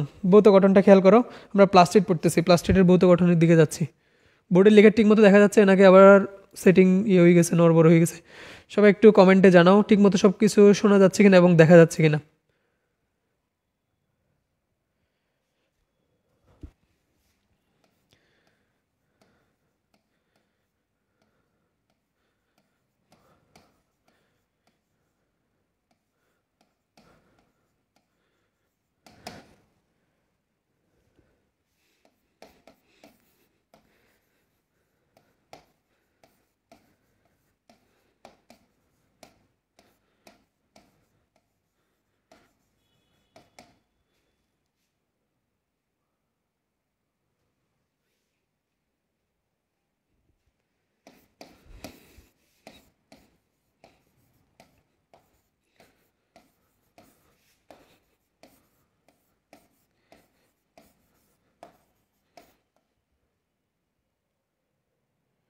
আচ্ছা, এখানে আমরা লিখলাম হচ্ছে আবরণ থাকে, এস্ট্রোমা বা ম্যাট্রিক্স থাকে, থাইলাকয়েড বা গ্রানাম থাকে, এস্ট্রোমা ল্যামেলি থাকে। এর বাইরেও তোমরা যখন ইন্টারমিডিয়েটের বই দেখবা বা ইন্টারমিডিয়েটে যখন যাবা সেখানে পাবা photosynthetic unit, ATP synthesis, DNA ও রাইবোজোম, আরও অনেক কিছুই থাকে। তোমাদের বইয়ে যেগুলো নিয়ে আলোচনা করছে 9-10-এর সিলেবাসের যেগুলো আছে সেগুলোই আমরা পড়বো। এখানে আবরণ থাকতেছে, আবরণটা হচ্ছে একটা বহিস্থ আবরণ আর একটা হচ্ছে অন্তস্থ আবরণ। তাহলে একটা হচ্ছে বহিস্থ আবরণ, তুমি যদি ভৌত গঠন তোমার মনে থাকে চিত্র আঁকতে একটু সহজ হয়। বহিস্থ আর একটা হচ্ছে অন্তস্থ, অর্থাৎ একটা বাহিরের আবরণ আর একটা হচ্ছে ভেতরের আবরণ। এস্ট্রোমা বা ম্যাট্রিক্স, অর্থাৎ এইখানে আবরণী ঝিল্লি দ্বারা আবৃত যে তরল পদার্থটা, অর্থাৎ এর বাহিরে একটা আবরণ থাকে, এর ভেতরে যে তরল পদার্থটা থাকবে সেটাই হচ্ছে এখানে এস্ট্রোমা বা ম্যাট্রিক্স। অর্থাৎ প্লাস্টিডের মধ্যে যে তরল পদার্থটা থাকবে সেটাকে আমরা বলতেছি এস্ট্রোমা বা ম্যাট্রিক্স। এরপরে লিখলাম হচ্ছে থাইলাকয়েড বা গ্রানাম। থাইলাকয়েডটা হচ্ছে একটা ত্রিমাত্রিক সজ্জা, বা এটা হচ্ছে একটা থলের মতো একটা গঠন। গ্রানামটা কি? যেখানে ক্লোরোফিল এ, ক্লোরোফিল বি, অনেক কিছুই থাকবে থাইলাকয়েডের মধ্যে। এটা হচ্ছে মূলত একটা ত্রিমাত্রিক সজ্জা। এরপরে গ্রানামটা কি এরপরে স্ট্রোমা ল্যামেলিটা কি সেটা আমরা চিত্র দেখলে এখন হচ্ছে আমরা বুঝতে পারবো। গ্রানামটা হচ্ছে মূলত অনেকগুলা থাইলাকয়েড উপর্যুপরিভাবে সজ্জিত হয়ে গঠন করে হচ্ছে গ্রানাম। মূলত 10 থেকে 100টা থাইলাকয়েড যখন উপর্যুপরিভাবে সজ্জিত হয়, মানে একটার উপর একটা দিয়ে যখন আমরা বান্ডেল গঠন করি, তখন এই বান্ডেলটাকে বলা হচ্ছে গ্রানাম। এরপরে হচ্ছে এস্ট্রোমা ল্যামেলিটা কি? একটা থাইলাকয়েডের সাথে যখন আরেকটা গ্রানামের একটা সংযোগ নালী যেটার মাধ্যমে আমরা যুক্ত করব সেটাকে বলা হচ্ছে এস্ট্রোমা ল্যামেলি। আচ্ছা, এখন আমরা চিত্রটা দেখব। বা এস্ট্রোমা ল্যামেলি কি সেটা তোমরা হচ্ছে লিখে নিতে পারো, এস্ট্রোমা ল্যামেলি কাকে বলে। আচ্ছা, বুঝতেছো কিনা একটু কমেন্টে জানাও। এস্ট্রোমা ল্যামেলি কি সেটা লিখে নিতে পারো। মূলত হচ্ছে দুইটি, লিখতেছো? লিখতে পারো, একটু ডান দিকে লিখুন। আচ্ছা, ডান দিকে লিখতেছি। তোমরা স্ট্রোমা ল্যামেলিটা লিখতে পারো, আমি লিখতেছি না, আমি মুখে বলতেছি। মূলত হচ্ছে দুইটি গ্রানা বন্ধ করে হচ্ছে এগুলো হচ্ছে এক একটা হচ্ছে থাইলাকয়েড, এগুলো হচ্ছে থাইলাকয়েড। তো এদের মধ্যে যে সংযোগকারী নালীটা সেটা হচ্ছে মূলত স্ট্রোমা ল্যামেলি। তাহলে তোমরা কি লিখবা? দুইটি পাশাপাশি গ্রানার বা দুইটি পাশাপাশি গ্রানামের, এটা একটা গ্রানাম, এটা একটা গ্রানাম। দুইটি পাশাপাশি গ্রানামের কিছু সংখ্যক থাইলাকয়েড বা থাইলাকয়েড সমূহ যে সূক্ষ্ম নালিকা দ্বারা যুক্ত থাকে তাকে বলা হচ্ছে এস্ট্রোমা ল্যামেলি। অর্থাৎ পাশাপাশি গ্রানামের কিছু সংখ্যক থাইলাকয়েড, কিছু সংখ্যক বলতেছে, মনে করে এটার সাথে যুক্ত, এখানে আরেকটা গ্রানামের সাথে আরেকটা যুক্ত হতে পারে। দুইটি পাশাপাশি গ্রানামের কিছু সংখ্যক থাইলাকয়েড যে সূক্ষ্ম নালিকা দ্বারা যুক্ত তাকে বলা হচ্ছে এস্ট্রোমা ল্যামেলি। আশা করি সকলেই বুঝতে পারছো। এখন হচ্ছে আমরা এর গঠনটা একটু দেখব। গঠন দেখে আমরা হচ্ছে প্লাস্টিডের প্রকার ভেদের মধ্যে চলে যাব। আচ্ছা, আমি একটা চিত্র আঁকতেছি।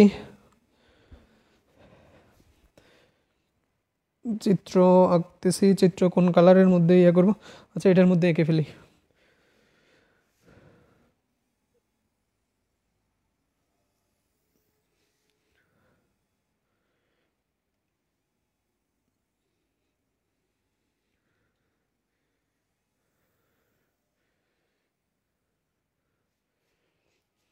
মূলত আমরা প্লাস্টিড বলতে আমরা ক্লোরোপ্লাস্টের চিত্রটাই আঁকি এখানে।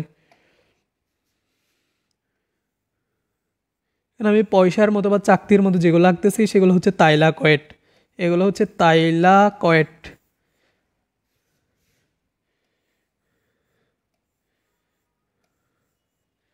এখানে থাইলাকয়েড মূলত হচ্ছে প্রায় 10 থেকে 100টা যখন উপর্যুপরিভাবে এভাবে সজ্জিত হবে তখন গঠন করবে হচ্ছে একটা গ্রানাম, একটা গ্রানাম গঠন করবে।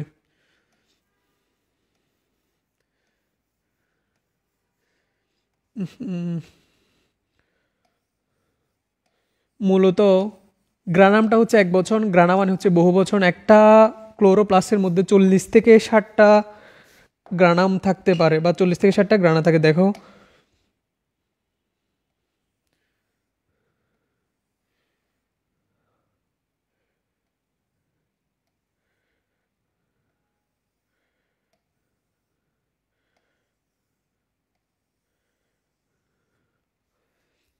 আচ্ছা, সবাই বুঝতে পারতেছে কিনা একটু জানাও। তাহলে আমরা যখন এর ভৌত গঠনটা পড়ছিলাম, আমরা একে বলছিলাম এর আবরণই হচ্ছে দুইটা, একটা হচ্ছে বহিস্থ আবরণ, একটা হচ্ছে অন্তস্থ আবরণ। আমি এদিক থেকে চিহ্নিত করি, এটা হচ্ছে বহিস্থ আবরণ, বহিস্থ বহিস্থ আবরণ, বহিস্থ আবরণ। আর ভেতরে যেটা সেটা হচ্ছে অন্তস্থ আবরণ। অন্তস্থ মানে ভেতরে, অন্তস্থ আবরণ। এরপর বলছিলাম হচ্ছে এর মধ্যে, আচ্ছা এগুলো আগে এগুলো একটু চিহ্নিত করি। এটা হচ্ছে গ্রানাম, অনেকগুলো থাইলাকয়েড মিলে গ্রানাম। যদি আলাদাভাবে একটাকে বলি, এটা হচ্ছে থাইলাকয়েড, থাইলাকয়েড। এইখানে যে নালীটা দেখতে পাচ্ছ সেটা হচ্ছে স্ট্রোমা, স্ট্রোমা লেমেলি, স্ট্রোমা লেমেলি। তাহলে নালীটা হচ্ছে স্ট্রোমা লেমেলি। এরপরে এখানে আমরা আরেকটা বলছিলাম হচ্ছে এখানে কি থাকবে, এখানে স্ট্রোমা বা ম্যাট্রিক্স থাকবে, স্ট্রোমা বা ম্যাট্রিক্স থাকবে। তাহলে আমি ম্যাট্রিক্সটা অন্য কালার দিয়ে ইয়ে করি। তাহলে এখানে যে তরল পদার্থ থাকবে, মানে এখানে পুরোটা জুড়ে যে তরল পদার্থ থাকবে সেটাকে বলা হচ্ছে স্ট্রোমা বা ম্যাট্রিক্স, স্ট্রোমা বা ম্যাট্রিক্স। তাহলে চিত্র প্লাস্টিড লিখে ব্র্যাকেটে লিখে দেবে হচ্ছে ক্লোরোপ্লাস্ট, প্লাস্টিড, প্লাস্টিক না প্লাস্টিড। লেখা না বুঝলে বলেও লেখা সুন্দর হয়ে যাবে আস্তে আস্তে। Chloroplast, chloroplast.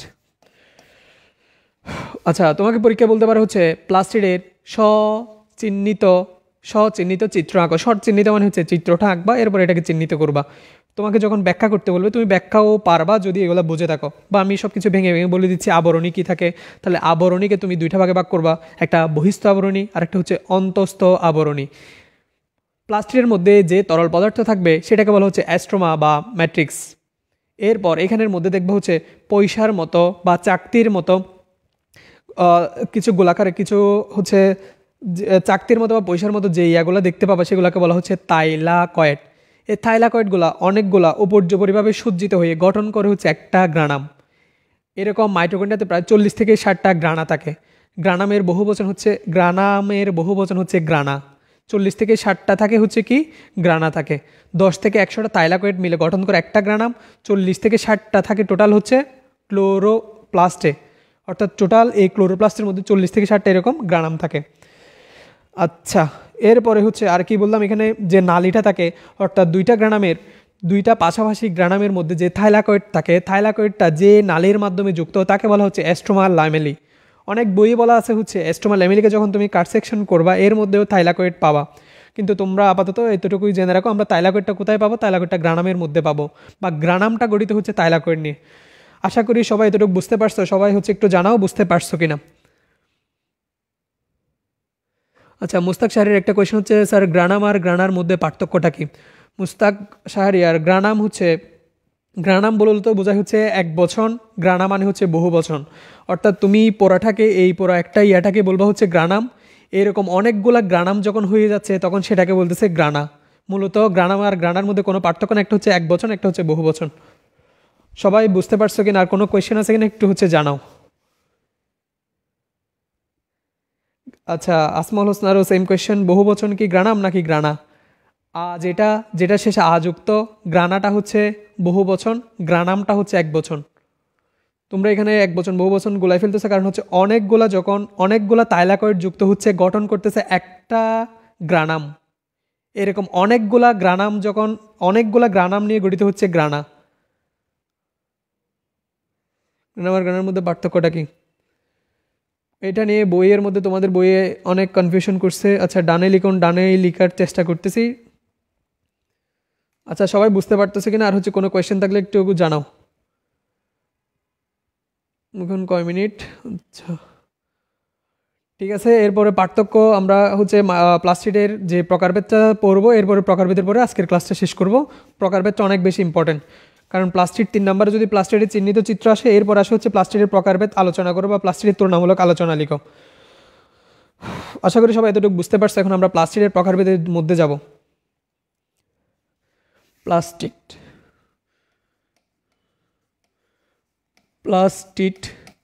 প্লাস্টিডকে 3টা ভাগে ভাগ করা হয়। একটা হচ্ছে ক্লোরোপ্লাস্ট, ক্লোরো, আরেকটা হচ্ছে ক্রোমো, আরেকটা হচ্ছে লিওকো, লিওকোপ্লাস্ট। এখানে প্লাস্ট লিখবা। ক্লোরো মানে কি? ক্লোরো মানে বোঝায় হচ্ছে ক্লোরোফিল। ক্লোরো মানে হচ্ছে ক্লোরোফিল, মানে হচ্ছে সবুজ, সবুজ বর্ণ। ক্লোরো মিন্স হচ্ছে ক্লোরোফিল।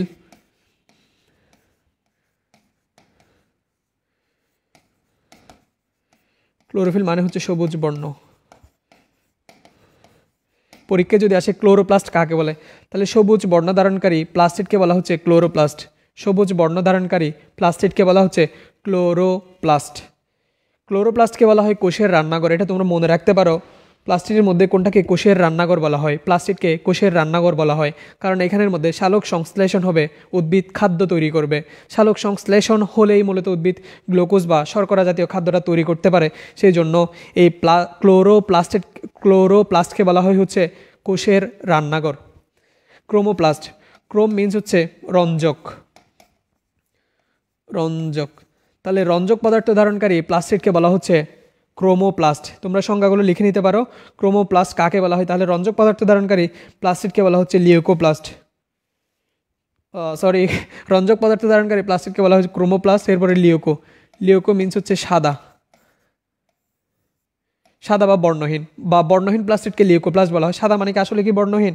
যেমন সাদা মানে হচ্ছে অনেকগুলা রঙের মিশ্রণ, অনেকগুলা রঙের মিশ্রণই হচ্ছে মূলত সাদা কালারটা হয়। লিওকো মিন্স হচ্ছে বর্ণহীন বা সাদা। তাই লিউকোপ্লাস্ট মানে হচ্ছে বর্ণহীন প্লাস্টিককে বলা হয় লিউকোপ্লাস্ট। এখন আমরা সরাসরি চলে যাব হচ্ছে পার্থক্যের মধ্যে।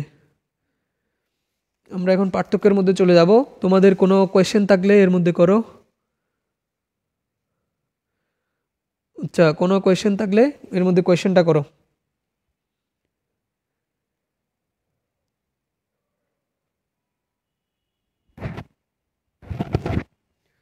আচ্ছা, থাইলাকয়েডটা একটু বলেন ভাই। আচ্ছা, থাইলাকয়েডটা হচ্ছে মূলত এটা হচ্ছে একটা ত্রিমাত্রিক সজ্জা।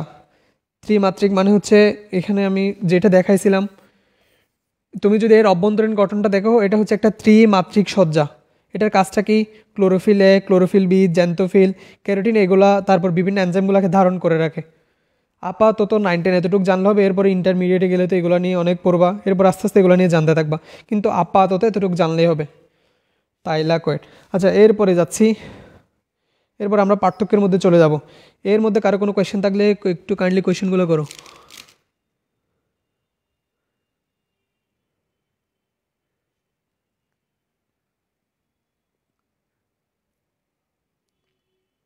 আচ্ছা, আসমল হোসনা হচ্ছে গ্রানাম এবং গ্রানা নিয়ে এখনো হচ্ছে কনফিউশন। প্লাস্টিকের আবিষ্কারককে অনেকগুলা মিলে গঠন করতেছে হচ্ছে একটা গ্রানাম গঠন করতেছে। একটু খেয়াল করো, অনেকগুলা মিলে গঠন করতেছে অনেকগুলো থাইলাকয়েড, মানে 10 থেকে 100টা মিলে গঠন করতেছে হচ্ছে একটা গ্রানাম। এবার হচ্ছে অনেকগুলা গ্রানাম যখন ক্লোরোপ্লাস্টের মধ্যে থাকতেছে, ওই অবস্থাটাকে বলা হচ্ছে গ্রানা। তুমি গ্রানামের আগের অবস্থাটা না দেখে তুমি দেখো হচ্ছে যখন সেটা অনেকগুলো হয়ে যাচ্ছে, গ্রানাম যখন অনেকগুলো হয়ে যাচ্ছে, 40 থেকে 60টা মিলে ক্লোরোপ্লাস্টের মধ্যে 40 থেকে 60টা থাকে। এই 40 থেকে 60টা যখন হয়ে যাচ্ছে, তখন ওই অবস্থাটাকে বলা হচ্ছে গ্রানা। এটা নিয়ে এখন হচ্ছে কনফিউশন অনেক বেশি হয়ে যাবে, কারণ হচ্ছে গ্রানামটা কীভাবে গঠিত হচ্ছে। ইন্টারমিডিয়েটের বই দেখলেও বলতে পারবা, বা সিনিয়র কারো থেকে বই দেখে তুমি ওইটা একটু কনফিউশন করতে পারো, অথবা তুমি আমাকে এরপরে কোয়েশ্চেন বা এরপরে ক্লাসের পরে এটা নিয়ে আমি তোমাকে আবার বলতেছি। ঠিক আছে, এরপরে হচ্ছে ক্লাসটা আমি এরপরে পার্থক্যের মধ্যে চলে যাচ্ছি। তোমরা একটা বক্স করো হচ্ছে ক্লোরোপ্লাস্ট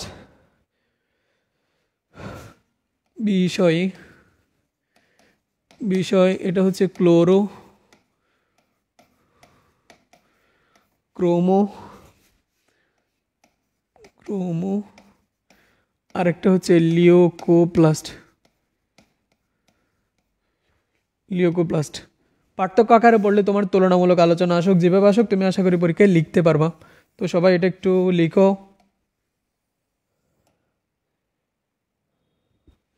তো প্রথমে আমরা বর্ণ দিয়ে পার্থক্য করব।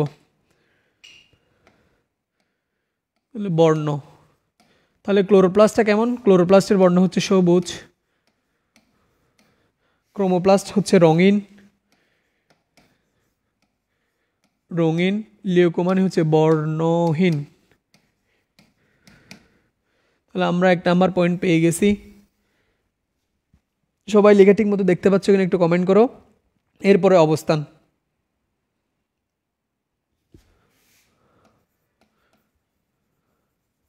অবস্থান ক্লোরোপ্লাস্ট আমরা কোথায় পাবো? উদ্ভিদের সবুজ অঙ্গ।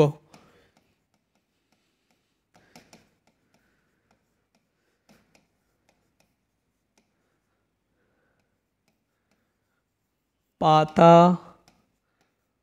বৃতি ইত্যাদি, অর্থাৎ উদ্ভিদের সবুজ অঙ্গের মধ্যে আমরা পাবো হচ্ছে ক্লোরোপ্লাস্ট। তাহলে ক্রোমোপ্লাস্টটা কোথায় পাবো?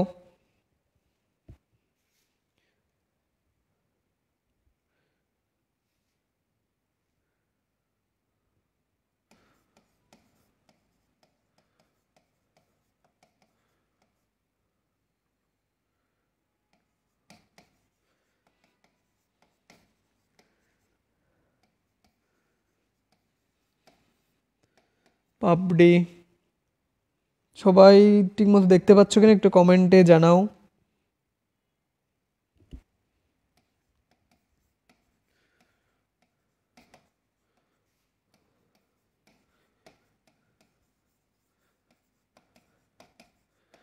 গাজরের মূল। তাহলে এইগুলা হচ্ছে আমরা সবুজ ক্লোরোপ্লাস্টটা পাবো উদ্ভিদের সবুজ অঙ্গ, পাতা, বৃতি ইত্যাদিতে। আর হচ্ছে ক্রোমোপ্লাস্টটা উদ্ভিদের বর্ণময় অঙ্গ, পাপড়ি, রঙিন ফল, বীজ, গাজরের মূল এগুলোতে পাবো। তারপর লিউকোপ্লাস্টটা কোথায় পাবো? যেখানে সূর্যের আলো পৌঁছায় না, এটা পাবো আমরা হচ্ছে মূল, নিম্নস্থ কাণ্ড। কাণ্ড যেখানে সূর্যের আলো পৌঁছাবে না,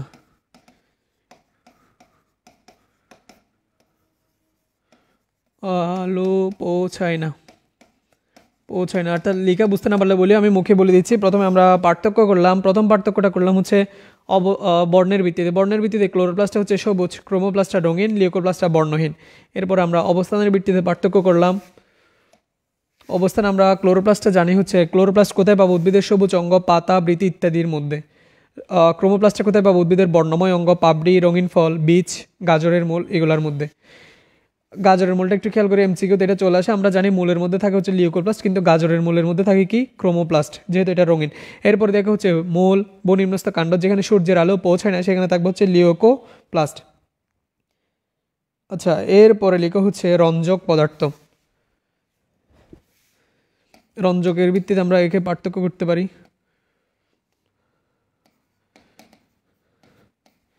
রঞ্জক, এখানে কোন রঞ্জকটা থাকে? ক্লোরোফিল থাকে, ক্লোরোফিল থাকে। আর এখানে কি থাকে?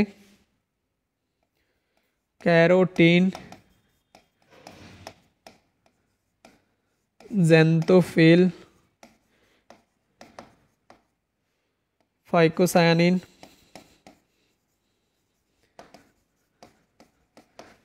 ফাইকোএরিথ্রিন,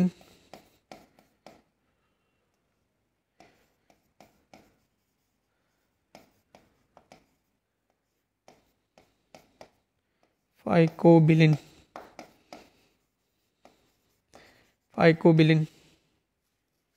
আর এখানে কোনো পিগমেন্ট থাকে না, এখানে কোনো রং ধারণকারী কোনো পিগমেন্ট থাকে না। পিগমেন্ট মানে হচ্ছে যেটা রংটাকে ধারণ করবে, পিগমেন্ট এখানে কোনো পিগমেন্টই থাকে না, কোনো পিগমেন্ট থাকে না। তাহলে আমরা প্রথমে লিখলাম হচ্ছে রঞ্জক হচ্ছে ক্লোরোপ্লাস্টের রঞ্জকটা হচ্ছে ক্লোরোফিল, ক্রোমাটিন, ক্রোমোপ্লাস্টের হচ্ছে ক্রোমাটিন, ক্রোমাটিন মানে হচ্ছে কমলা, জ্যান্থোফিল মানে হলুদ, ফাইকোসায়ানিন মানে নীল, ফাইকোএরিথ্রিন লাল। এরপর দেখো এটাতে লিউকোপ্লাস্টে কোনো পিগমেন্ট থাকে না। এতটুকু সবার লেখা শেষ কিনা জানাও। এরপর আমরা এর পরবর্তী পার্থক্যগুলোতে যাব।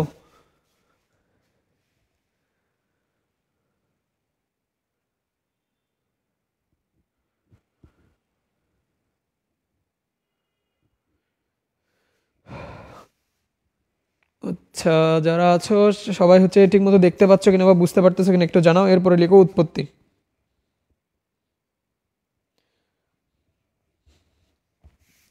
এরপরের পার্থক্যের বিষয় হচ্ছে উৎপত্তি। ক্লোরোপ্লাস্ট কি হয়? সূর্যের আলো যখন অনুপস্থিত থাকে, সূর্যের আলোর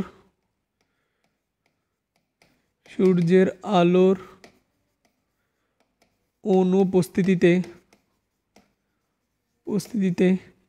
এটা কোথায় পরিণত হয়? লিউকোপ্লাস্টে পরিণত হয়। লিউকোপ্লাস্টে পরিণত হয়। সূর্যের আলো না থাকলে এটা লিউকোপ্লাস্টে পরিণত হয়। ক্রোমোপ্লাস্ট কি হয় দেখো,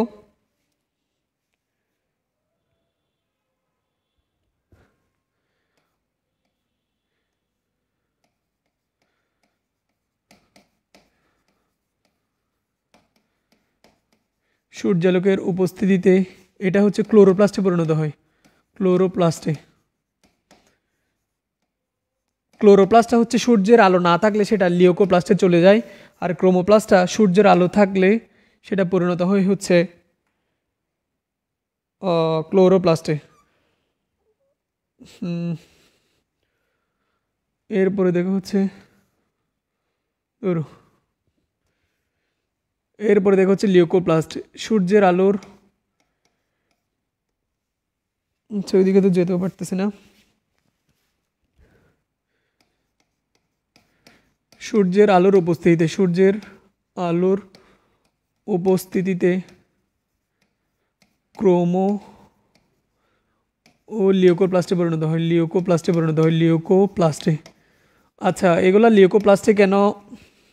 লিউকোপ্লাস্টে হচ্ছে ক্রোমো এবং ক্লোরোপ্লাস্টে, ক্রোমো এবং ক্লোরোপ্লাস্টে পরিণত হয়। ক্লোরোপ্লাস্টে, আচ্ছা লিখে একটু বেশি অস্পষ্ট হয়ে যাচ্ছে, তারপর আমি মুখে বলে দিচ্ছি। তাহলে উৎপত্তি দেখো, ক্লোরোপ্লাস্টটা কী হয়? ক্লোরোপ্লাস্টটা হচ্ছে সূর্যের আলো না থাকলে সেটা লিউকোপ্লাস্টে পরিণত হয়।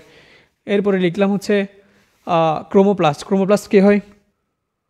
ক্রোমোপ্লাস্টটা হচ্ছে সূর্যালোকের উপস্থিতিতে সেটা ক্লোরোপ্লাস্টে পরিণত হতে পারে। এরপরে লিখছি হচ্ছে দেখো, আচ্ছা একটু চার্জে দিয়ে দিই, সবগুলো একসাথে পাইছে।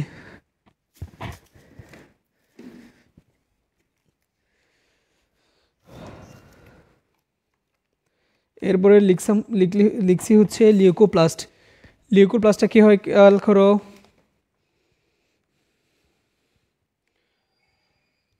আচ্ছা লিউকোপ্লাস্টে লিখছি হচ্ছে সূর্যের আলোর উপস্থিতিতে এটা হচ্ছে ক্লোরোপ্লাস্ট এবং ক্রোমোপ্লাস্টে পরিণত হতে পারে।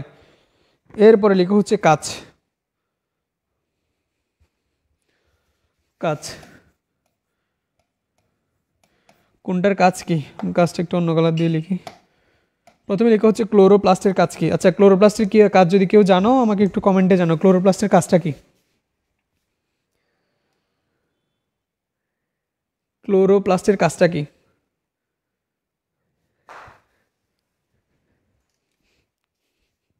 কেউ কি জানো? জানলে কমেন্ট করো।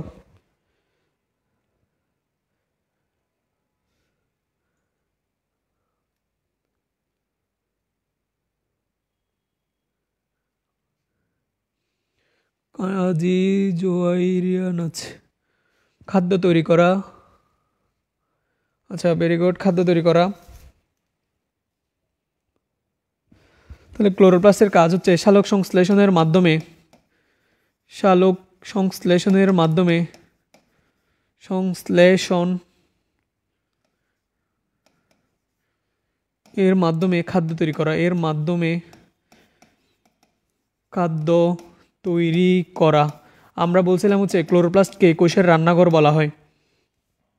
তাহলে যেহেতু এটা খাদ্য তৈরি করতেছে, মানে খাদ্য তৈরি করা মানে কি? খাদ্য তৈরি করা মানে হচ্ছে এটা খাদ্যটাকে আমরা বলছি হচ্ছে ক্লোরোপ্লাস্টকে কোষের রান্নাঘর বলা হয়। সালোক সংশ্লেষণ প্রক্রিয়া মানে হচ্ছে উদ্ভিদের খাদ্য তৈরির প্রক্রিয়া। উদ্ভিদের যে খাদ্য তৈরির প্রক্রিয়া সেটা সংগঠিত হচ্ছে ক্লোরোপ্লাস্টে, তাই এটাকে বলতেছে হচ্ছে কোষের রান্নাঘর। ক্লোরোপ্লাস্টকে পরীক্ষা আসতে পারে কোষের রান্নাঘর বলা হয় কেন। এরপরে ক্রোমোপ্লাস্টের কাজ। ক্রোমোপ্লাস্টের প্রধান কাজটা কি? কেউ জানলে কমেন্ট করো। মূলত কাজটা হচ্ছে পরাগায়নে সাহায্য করবে, যেহেতু এটা রঙিন, পরাগায়নে সাহায্য করা। আর কি কাজ করে? আর কি কাজ করে কেউ জানো? জানলে কমেন্ট করো।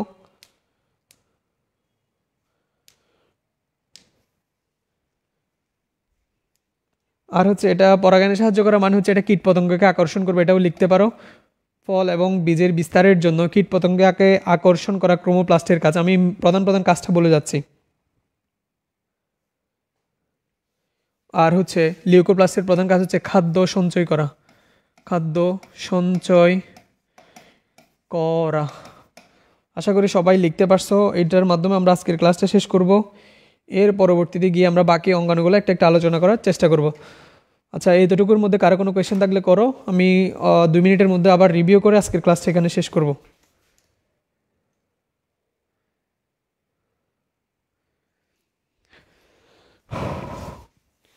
ঠিক আছে, কারো কোনো কোয়েশ্চেন নাই মেবি। উদ্ভিদকে বর্ণ আকর্ষণ, ভেরি গুড। আচ্ছা, প্রথমে বলছিলাম হচ্ছে ম্যাট্রিক্সের একটা, আমরা বলছিলাম হচ্ছে ম্যাট্রিক্স কেন বলা হয় হচ্ছে, বা মাইটোকন্ড্রিয়ার মধ্যে ম্যাট্রিক্স থাকলে সেটাকে, মাইটোকন্ড্রিয়ার মধ্যে যে তরল পদার্থ থাকে সেটাকে কেন ম্যাট্রিক্স বলা হচ্ছে। অন্যান্য তরল পদার্থ যেমন মনে করা হচ্ছে সাইটোপ্লাজম বলো, নিউক্লিওপ্লাজম বলো, যেগুলো থাকে সেগুলোর মধ্যে অনেকগুলো অঙ্গাণু থাকতেছে বা এর মধ্যে কিছু না কিছু থাকে এবং সেটার মধ্যে বিপাকীয় বিক্রিয়া চলে। কিন্তু মাইটোকন্ড্রিয়ার যে ম্যাট্রিক্স সেখানে কোনো অঙ্গাণু ধারণ করে না, অর্থাৎ এর মাতৃকাটা কোনো অঙ্গাণু ধারণ করে না, সেই জন্য একে আলাদা করে ম্যাট্রিক্স নামে ডাকা হয়। আচ্ছা, এর পরবর্তীতে আমরা যাচ্ছি হচ্ছে আজকের ক্লাস আমরা কী নিয়ে আলোচনা করছি। আজকের ক্লাসে আমরা প্রথমে সাইটোপ্লাজম কাকে বলে, সাইটোপ্লাজমের বিভিন্ন অঙ্গাণুর মধ্যে জিল্লিবদ্ধ এবং জিল্লিবিহীন অঙ্গাণুগুলো নিয়ে বললাম। এরপর আমরা জিল্লিবদ্ধ অঙ্গাণুগুলোর মধ্যে আমরা মাইটোকন্ড্রিয়া নিয়ে ডিটেইলসে পড়লাম, প্লাস্টিড নিয়ে জানলাম। এর পরবর্তী ক্লাসে আমরা lysosome, endoplasmic reticulum, Golgi body, এরপরে জিল্লিবিহীন অঙ্গাণু, এগুলো পর্যায়ক্রমে আলোচনা করব। ততক্ষণ পর্যন্ত সবাই ভালো থাকো। আর হচ্ছে তোমরা এসএসসি সায়েন্স ফ্রি কোর্সেস গ্রুপে অ্যাড হয়ে যেতে পারো, সেখানে তোমরা আজকের ক্লাসের নোটটা শেয়ার করতে পারো। শেয়ার করলে বেস্ট নোটের জন্য আমরা পুরস্কৃত করবো তোমাদেরকে। আর হচ্ছে ফ্রেন্ডদেরকে গ্রুপে ইনভাইট করতে পারো এবং আমাদের ফ্রি ক্লাসের কথা জানাতে পারো। ততক্ষণ পর্যন্ত সবাই ভালো থাকো। সোহেল স্যার সায়েন্স চেম্বার এবং ফিল্ড সায়েন্সের সাথেই থাকো। সবাইকে ধন্যবাদ। আসসালামু আলাইকুম রহমতুল্লাহ।